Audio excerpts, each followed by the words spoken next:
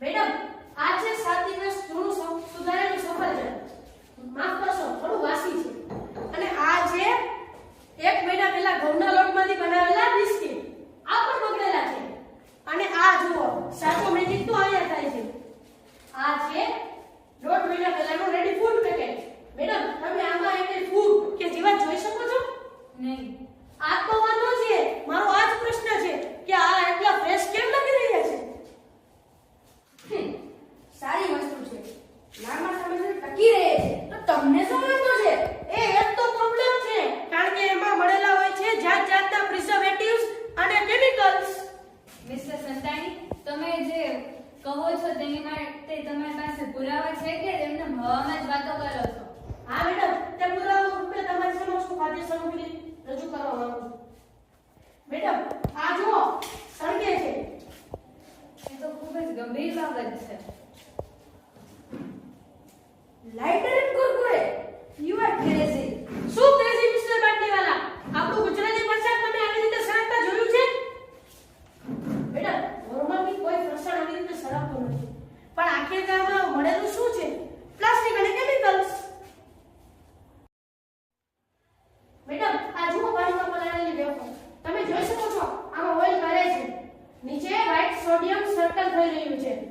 આવી જ રીતે મેડમ અમે રોટલીને પણ પલાળેલું, તે થોડીક ક્ષણમાં જ પલળી જાય છે. અને દિવસો સુધી અમે નૂડલ્સ પાણીમાં રાખી તો તે એમને એમ જ રહે છે. આ પરથી સાબિત થાય છે કે આપણે જે નૂડલ્સ ખાઈએ છીએ તે પેટમાં પચતા નથી, પણ એવા ને એવા જ રહે છે. હા મિસ્ટર સંતાની, હું આપની વાતનું સંપૂર્ણ રીતે સમર્થન કરું છું. ઓર્ડર. તમારે જે કહેવું હોય કટગરામાં આવીને કહો. જી મેડમ. મેડમ બટુની તબિયત થોડા સમય પહેલા બહુ જ ખરાબ થઈ ગઈ.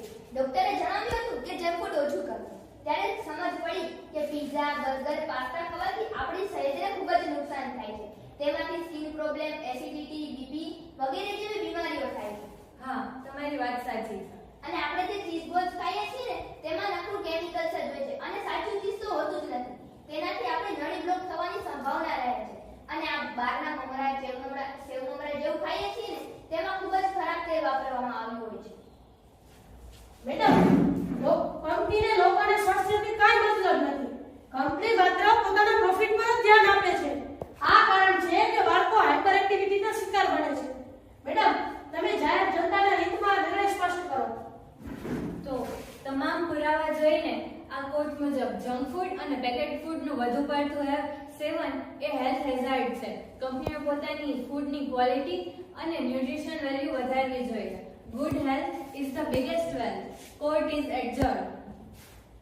મમ્મી, દાળ ભાત ગરમ છે? હા બેટા, અને આજે તો તારા માટે એક્સ્ટ્રા ઘી પણ છે. યમ્મી. Pizza cancer.